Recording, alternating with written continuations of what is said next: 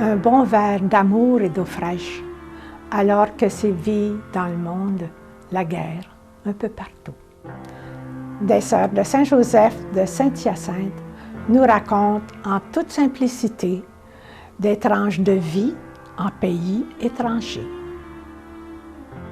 Leur histoire porte l'espérance que la fraternité universelle est possible. Alors, buvons.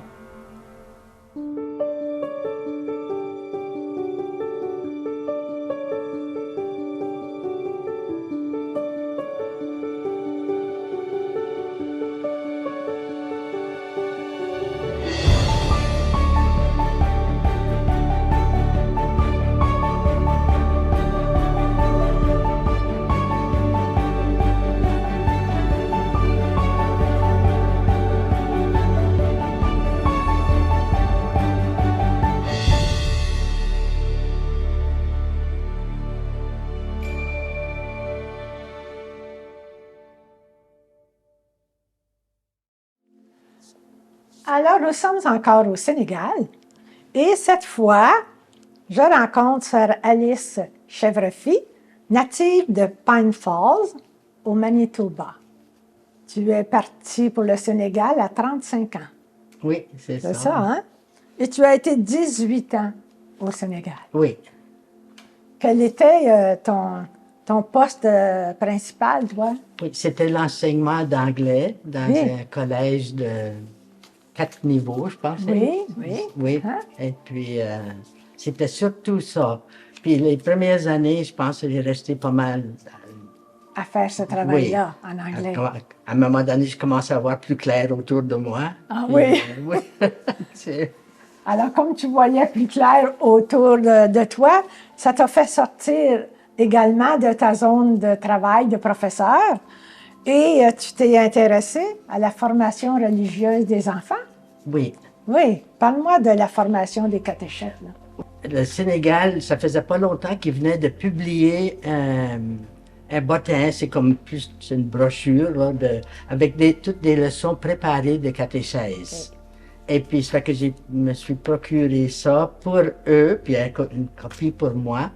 Et je les regroupais dans on avait une petite école de 3 classes en haut. C'était comme une petite descente pas loin de nous autres, là. Et puis, les mercredis après-midi, il n'y a pas d'école au Sénégal dans l'après-midi. Okay. Fait que je choisissais ça pour être capable de rencontrer les catéchistes, les former. On repassait toutes les leçons ensemble, là, à chaque semaine. Okay. Et puis, c'est sûr que quand tout ça c'était fini, j'avais pas besoin de recommencer. Tu sais, supposons que pour l'autre année, ils savaient, là. Oui. Pour, oui, ça fait que c'était ça pour les catéchistes, là, pour la formation que je leur donnais. Oui, OK. Puis, j'ai entendu dire que tu avais organisé un mariage communautaire. Oui. Parle-moi de ça. Comment ça se fait que tu as fait ça? C'est sûr qu'en parlant avec eux autres, là, c'est sûr qu'ils avaient leur femme, mais c'est que en causant avec eux autres, j'ai réalisé qu'ils n'étaient pas mariés à l'église. C'était simplement... Et puis la principale raison, c'était qu'il n'y avait pas les moyens de faire un mariage parce que eux autres, pour se marier, il fallait faire une grande fête. OK. Et puis, il n'y avait pas les moyens. Ça fait qu'il y a ça, Monique Pion, qui m'a beaucoup aidé parce que elle a rencontré le village pour qu'ils acceptent que ces gens-là, ces couples-là, se marient à l'occasion d'une de leurs fêtes. De leur fête du village. OK. Oui. Et puis, ça fait qu'avec son secours à elle, là, ben là, on les a mis en contact avec le prêtre, la paroisse la plus proche, c'était de... comment, à la Tilène, oui. Le curé de Tilène. Oui, l'abbé Labarre. Labarre, oui. Labarre, oui, c'est ça. Et puis, c'est avec lui, ben c'est lui qui a rencontré les couples pour les préparer. Puis, Fait que, puis on a choisi une journée où le village pouvait fêter. Puis ce jour-là, ben, ils se sont mariés. Puis la fête a eu lieu. Puis c'était vraiment fête au village parce que pour les gens, il y avait une table pour les couples. Et puis, les autres, la coutume, les gens s'assoyaient par terre autour d'un bol de riz. Ben là, il y avait des choses organisées pour ça. Puis ils mangeaient autour de leur bol de riz, mais la table principale où les gens, les couples devaient se marier, eux autres avaient une vraie table. Puis, alors, ils ont pu se marier et ça n'a pas coûté non, les yeux de la tête pour eux autres. Justement, ça leur a permis de se marier sans que... Autrement, c'est pour ça, il n'y avait pas les moyens de se... Alice Chèvrefille, organisatrice de mariage. On va se rappeler de ça. Hein? Imaginez. Et puis également, tu t'es occupé de groupes de prière.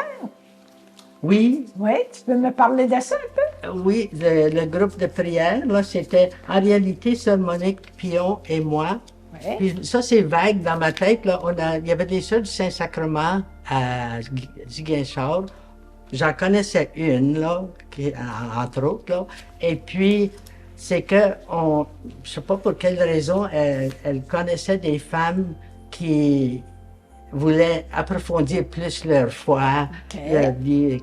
Elles étaient vraiment intéressées à ça. Fait que ça, Monique et moi, probablement la sœur était avec nous autres, ça fait longtemps, ça, hein?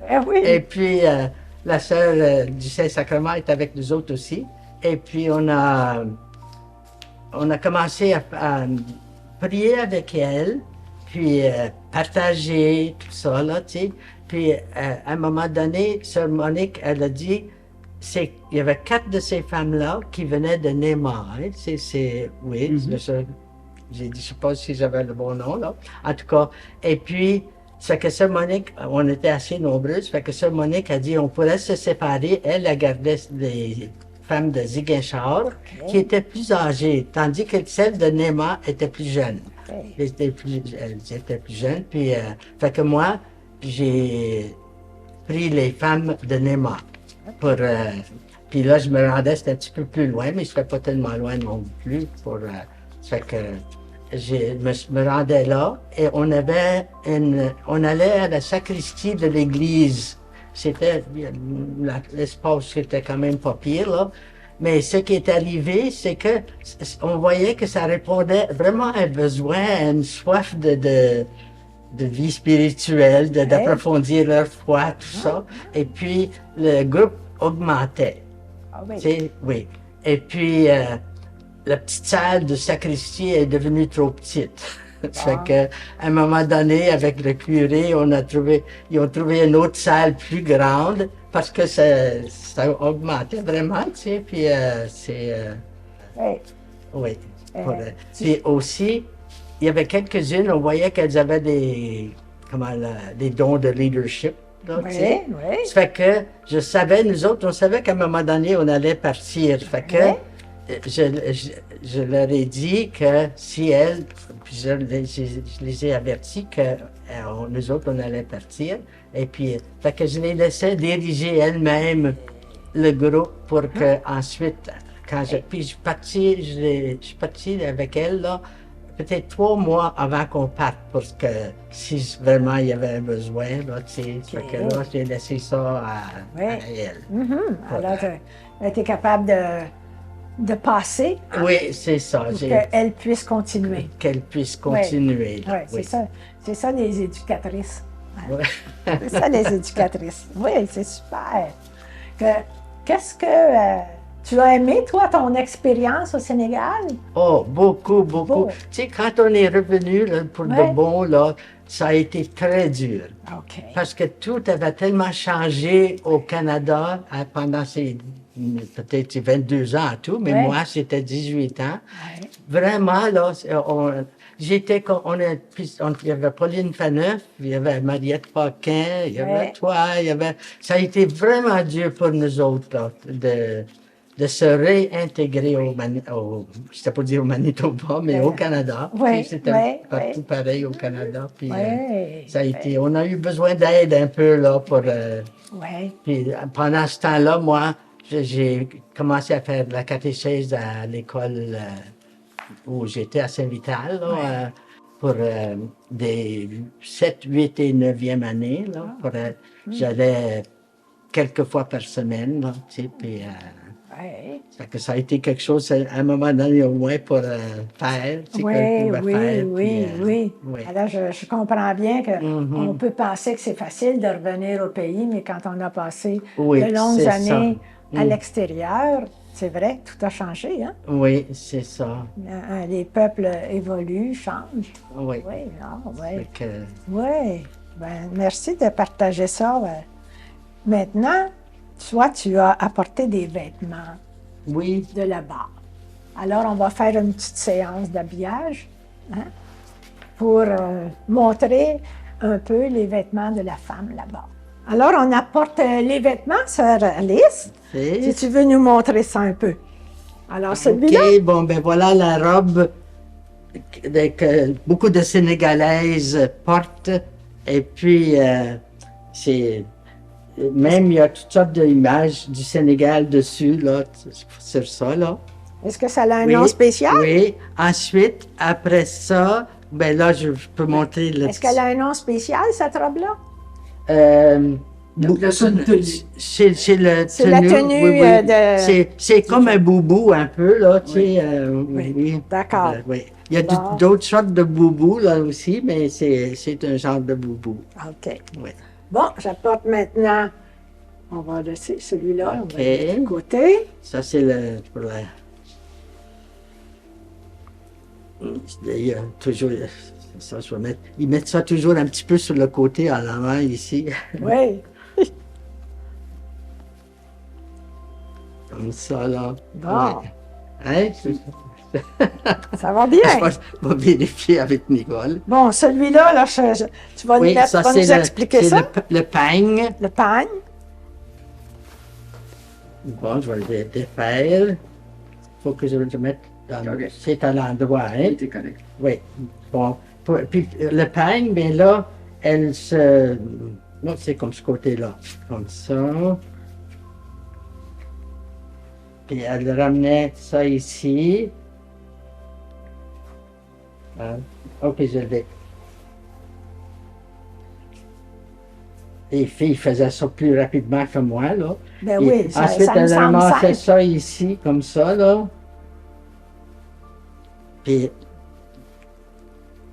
Puis elle laissait sortir une petite affaire ici, hein, Nicole? Comme ça. Ouais, OK. Puis ça, c'était le peigne. Attention.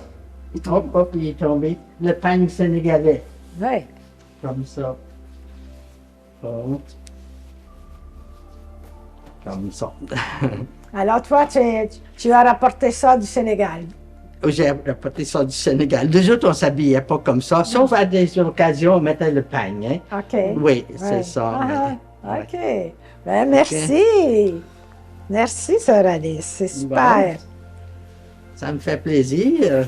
Ah. Merci, sœur Alice, pour ton partage avec les vêtements. Tu nous as montré des beaux vêtements. Et merci aussi pour ton expérience que tu as partagée avec nous. Merci, ça m'a fait plaisir. OK. C'est- Au revoir.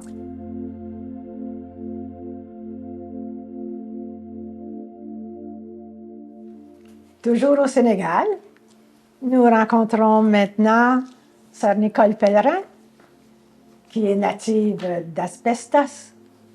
Aujourd'hui, ça s'appelle... Val des Sources. Voilà. Alors, Nicole, si tu veux me parler un peu le dispensaire, la partie, toi, tu es une infirmière. Alors, tu avais un travail particulier là-bas, au Sénégal. Donc, si tu veux me parler un peu de ça, la léproserie. Voilà. Alors, moi, je suis arrivée en même temps que Sœur Alice, en septembre 74. OK. Le dispensaire existait, la léproserie, depuis 70. C'est en accord avec Monseigneur Sagna, évêque du diocèse, et l'Ordre de Saint-Lazare de Jérusalem, section France, qui assurait tout le plan financier de la léproserie et du dispensaire. Sur Ziguinchor, il y avait le maire de Ziguinchor et qui s'appelait M. Étienne Cavarlo et Pedro Gomis, qui était comme le lien au niveau finance. La léproserie dispensaire, c'était à peu près 1 kilomètre de la maison. C'était sur le bord d'une grande route qui relie Ziguinchor et Kolda. OK. Toi, tu es arrivé là, comme tu dis, là, en 74. Quel âge tu avais, toi, quand tu es parti? Moi, j'avais 27 ans. Et j'avais 2 ans de vœux temporaires dans la communauté. Parce que quand je suis rentrée dans la communauté, j'étais déjà infirmière. Et je pensais depuis longtemps à devenir missionnaire. Alors, on m'a proposé de partir au Sénégal et c'est Mère Catherine Farmer qui m'a nommée. J'étais très heureuse. Mon père était moins heureux. Ah oui. J'ai eu peu de formation. C'est sûr que quand on arrive dans un pays nouveau, surtout en Afrique, j'ai eu quelques heures, 15 heures à peu près, de médecine tropicale. Et j'ai eu aussi une semaine de formation en missiologie à Ottawa. Mais sur place, j'ai été dans un dispensaire où il y avait une sœur française, Mère Tilène, qu'on appelait, Mère Étienne.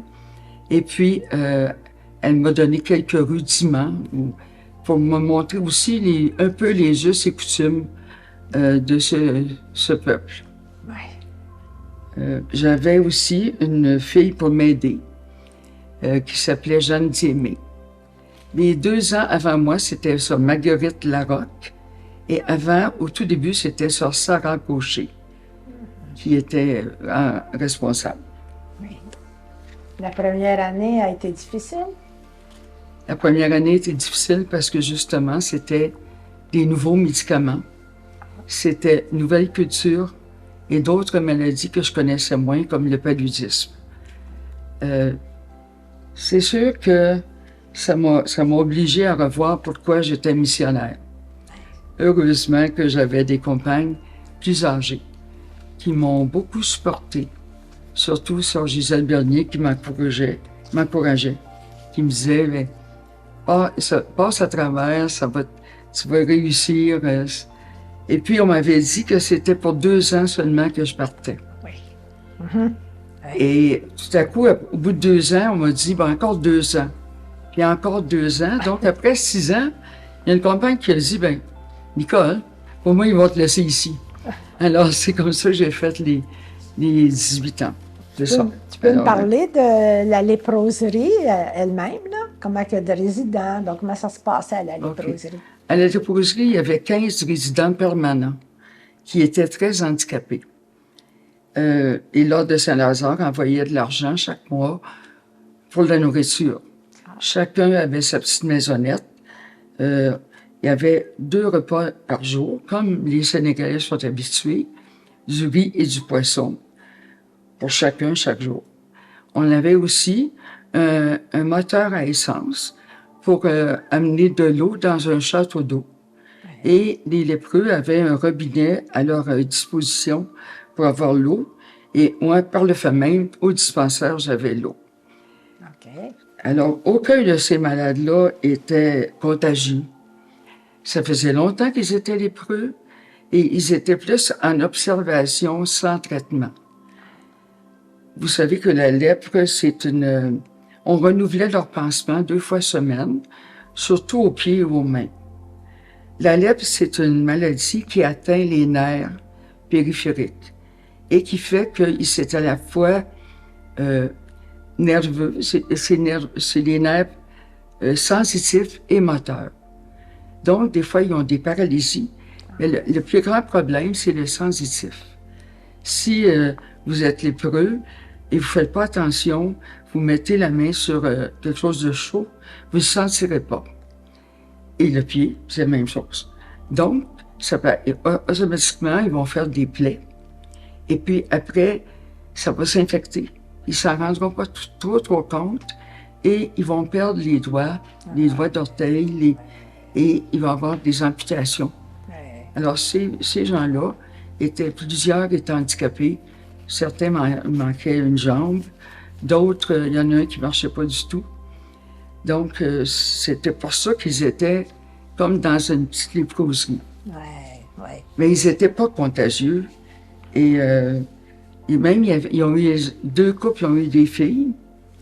Et les petites filles n'étaient pas contagieuses. Même Fanta, quand je suis arrivée, moi, Fanta venait de naître. Et quand je suis partie, après 18 ans, elle n'avait aucun signe de lèpre.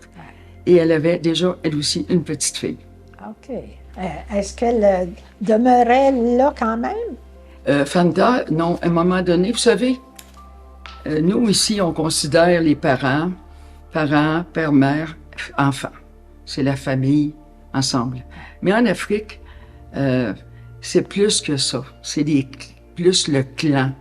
Donc, tout le monde est à tout le monde, dans le sens que si un enfant fait quelque chose à l'église, c'est n'importe qui va aller s'en occuper.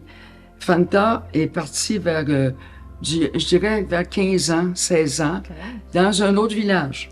Ça, c'est habituel. Elle est allée dans la famille ailleurs, un peu comme dans la Bible. Et à un moment donné, j'ai su qu'elle était mariée. Puis là, elle revenait avec son enfant, restait avec ses parents un bout de temps. Donc ça, c'est habituel, ça. C'est pas... Et les lépreux ne sont pas vus comme, par exemple, quand on lit dans la Bible, là, qu'ils sont mis de côté et tout ça. Là, c'est pas la même dynamique, ça, là? Bien, au Sénégal, non. C'est sûr que il y en a pas tellement au Sénégal. Pour avoir des lépreux, il faut un climat humide. Alors, nous, on était au sud du Sénégal, puis c'était plus un climat humide. Il n'y en avait pas beaucoup dans le nord. Et il y en a beaucoup en Inde. Mais au Sénégal, ils font partie de la société. Les gens du village venaient facilement à la léproserie. Il y en a un qui vendait des cigarettes à l'unité. Il y avait il voulait bien sûr, il voulait cultiver les arachides comme les autres. Alors, je payais un jeune du village qui venait labourer pour que chacun ait son petit lopin d'arachides. Puis eux autres, ils allaient cueillir les arachides. Ça, c'était très important. Puis sur le même terrain de la léproserie, là, il y a un dispensaire, là? Bien, automatiquement, il y avait un dispensaire, bien sûr, un endroit où on faisait les pansements pour les lépreux, 2 fois semaine en après-midi. Et comme je recevais beaucoup de médicaments, d'ailleurs, de France surtout, les premières années, je recevais 2 tonnes par an.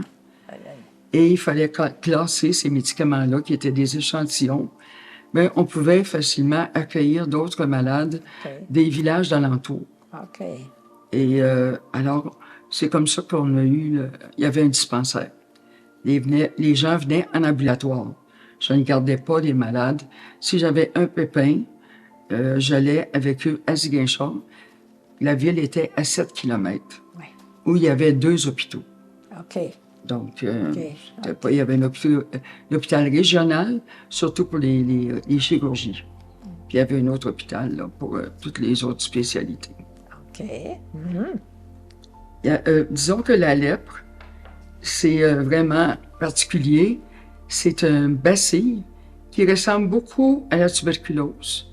Ça s'appelle le bacille de Hansen. Et c'était au Sénégal. C'était les infirmiers des grandes endémies qui passaient dans chacun des villages et qui donnaient aux lépreux une trithérapie, ça veut dire 3 médicaments pour 1 mois. Puis il fallait qu'ils prennent ça régulièrement pendant 2 ans. Il y a 2 formes de lèpre. La tuberculose qui est moins dangereuse, ou qui est moins, je dirais, qui est plus facile plus contagieuse, et qui, à un moment donné, peut être guérie. Puis la lépromateuse, où on considère les patients jamais guéris, mais non contagieux. C'est ça. C'était comme ça. Et au dispensaire, c'était surtout les enfants que nous avions. Ben, c'est normal. Et surtout en période d'hivernage, c'est-à-dire la saison des pluies qui était de juin à octobre. À ce moment-là, il y avait beaucoup de paludisme et les enfants étaient souvent malades. Ouais. Voilà, c'était ça. Tu m'as déjà dit que tu avais amené un mort dans l'auto. Raconte-moi donc ça. Oui, bien, comme j'étais près d'une grande route, les gens savaient qu'il y avait un dispensaire là. Un après-midi, il y a deux jeunes, à peu près 17 ans, qui sont arrivés.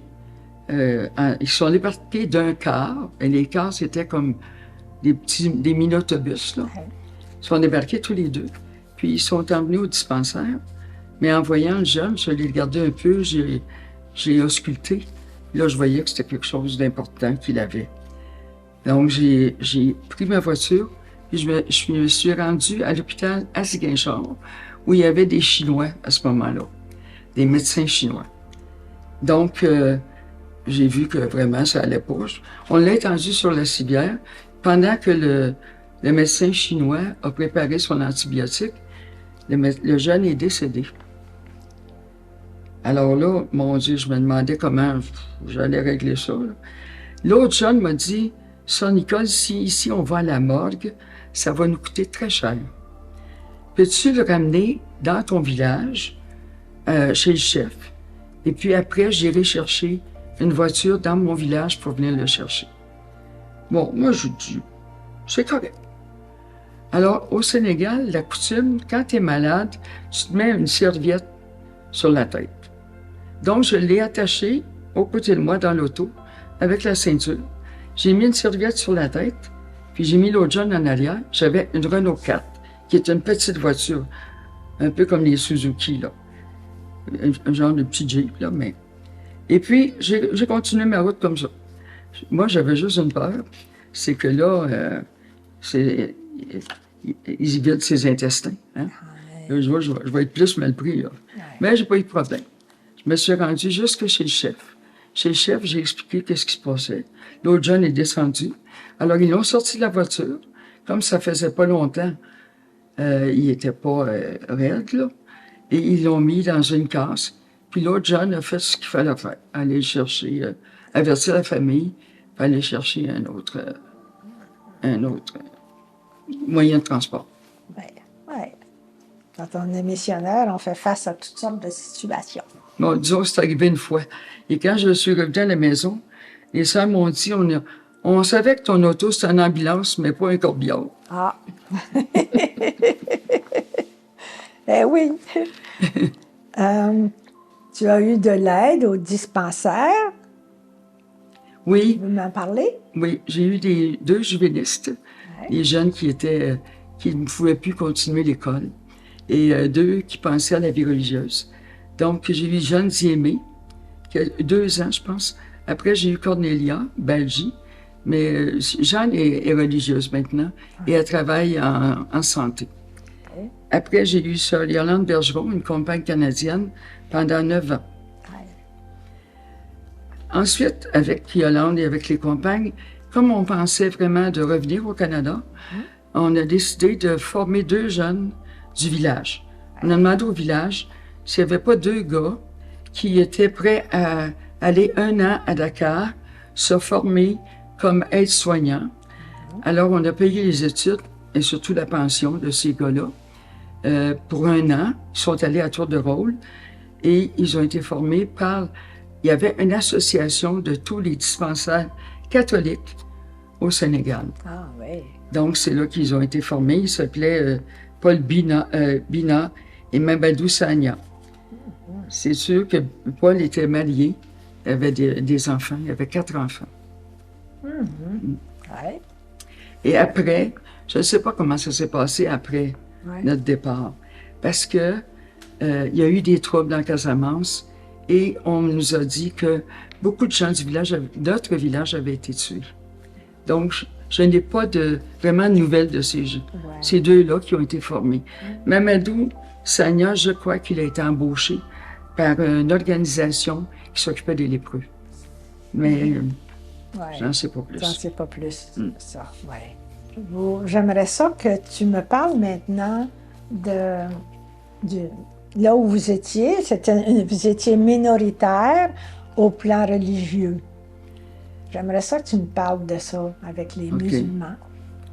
Oui, vous savez peut-être qu'au Sénégal, c'est 90% de musulmans et 10% de catholiques. Les catholiques sont surtout au sud, alors ou la région où nous étions, en Casamance. Nos relations avec les musulmans étaient cordiales. La plupart des lépreux étaient musulmans. Et les gens du village, il y avait et des musulmans, et des catholiques, et des animistes. Animistes, ça veut dire que c'est les gens de la religion traditionnelle. Mes relations avec eux ont été assez cordiales. Et je me rappelle que j'avais un malade qui était comme un imam. Hein, on entend parler ces jours-ci d'un imam. On avait un imam dans le village voisin qui était malade régulièrement parce qu'il était âgé. Et puis, un jour de Noël, il avait fait probablement un édème aigu du poumon. Alors, il m'avait fait venir. Mais il avait envoyé quelqu'un me chercher. Comme je m'en allais à Ziguinchor et c'était sur ma route, on allait fêter chez d'autres sœurs, je suis arrêtée au village. Et je lui ai donné l'injection de la Six, là, et ça l'a soulagé. Et il m'a juste dit, jamais un infirmier musulman, pendant une fête, serait venu me soigner. Et je suis restée comme amie avec lui. Après ça, il m'a envoyé son fils qui avait un cancer. J'ai dit à son fils qu'il avait 40 ans à peu près. J'ai dit, là, il n'y aura pas grand-chose à faire pour toi, le cancer du foie. Et quand il est décédé, on m'a prévenu. C'est pour que j'aille présenter les condoléances. Donc, c'était quand même assez facile pour nous. Parce que beaucoup de familles, il y avait à la fois, à l'intérieur de la famille, des catholiques et des musulmans. Donc, comme quoi c'est possible de bien vivre ensemble. Hein? Oui, c'est ça. Oui. Et qu'est-ce que tu retiens de ton séjour, de tes années au Sénégal? Ce que j'ai le plus apprécié, c'est que la relation humaine est très importante au Sénégal. Si tu vas acheter du ciment ou tu vas chercher les médicaments, puis que tu arrives, que tu dis « je veux un sac de ciment », oublie ça, tu vas attendre longtemps. Mais il faut d'abord saluer. Bonjour, donner la main, comment ça va, la famille, la santé. Puis après, là, tu demandes ton sac de ciment. Il y a une petite anecdote, c'est que quand je suis revenu à Asbestos après 2 ans, c'est sûr que j'étais un peu programmée dans ce sens-là. Et j'ai dit à mon père, j'aimerais ça aller chez le cordonnier. C'est un cordonnier que je connaissais depuis longtemps. Donc, j'arrive, je donne la main, bonjour, le gars, il me regarde, il regarde mon père. Fait que mon père, il dit, fais-toi-en pas, il dit, elle vient d'Afrique, puis elle est un peu bizarre.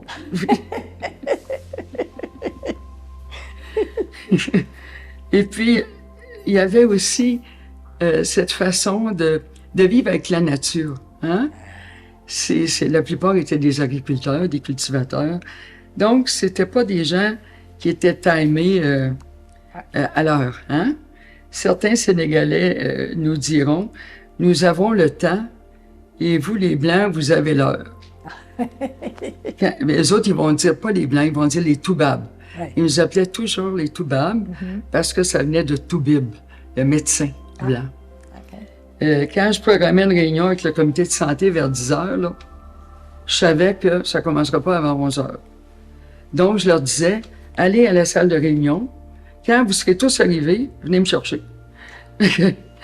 C'est comme ça que j'ai réussi à vivre avec cette façon de faire qui est différente de nous. Oui. Voilà. Moi, j'ai compris que 10 heures, c'est jusqu'à 11 heures. C'est ça. Hein? Oui, c'est appelé ça.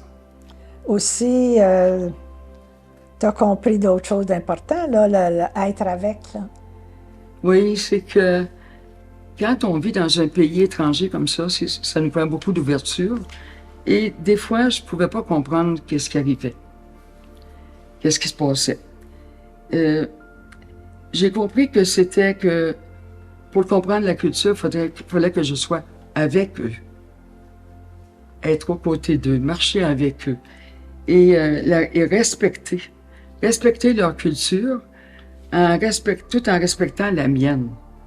Il y avait des gestes, il y avait des moments, surtout au niveau de la sépulture, au niveau des funérailles, si vous voulez, que je comprenais pas toujours parce que c'était dans la tradition. C'était de rester en silence, d'attendre qu'ils aient fait leurs gestes et après d'essayer de comprendre. Hein?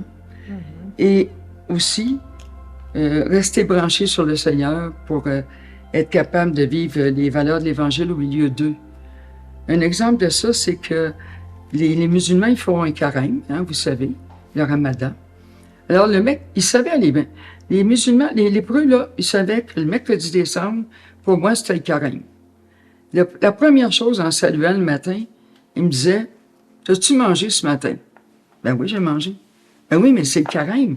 Ah ouais. Parce que les lépreux, eux, pas les lépreux, mais les musulmans, ils mangent pas après le lever du soleil, jusqu'au après le coucher du soleil. Alors, c'était, puis moi, je me moquais d'eux. Je disais, ben si j'avais pas mangé, je pourrais pas venir soigner.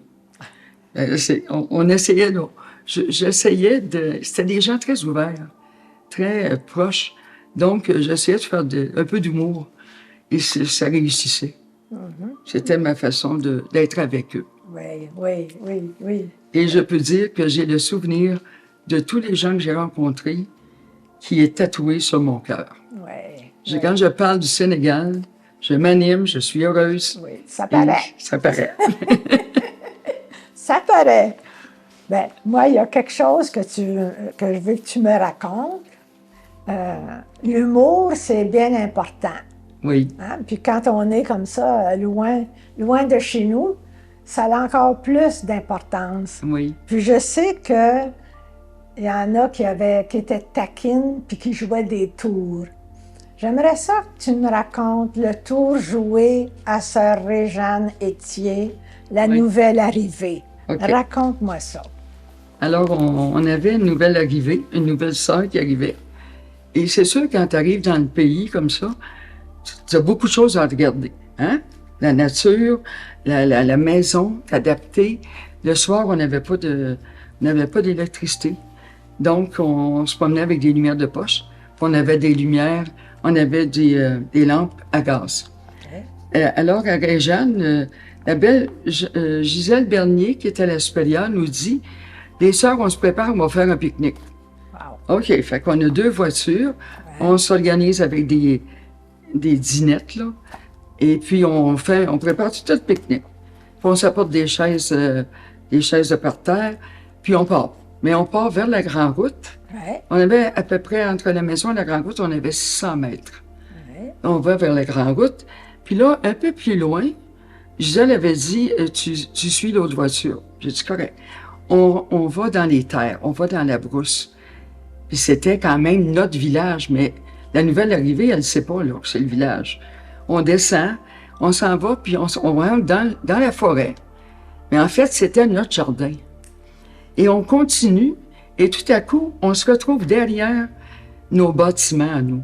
Parce que, vous savez, là-bas, les bâtiments, c'est les dortoirs.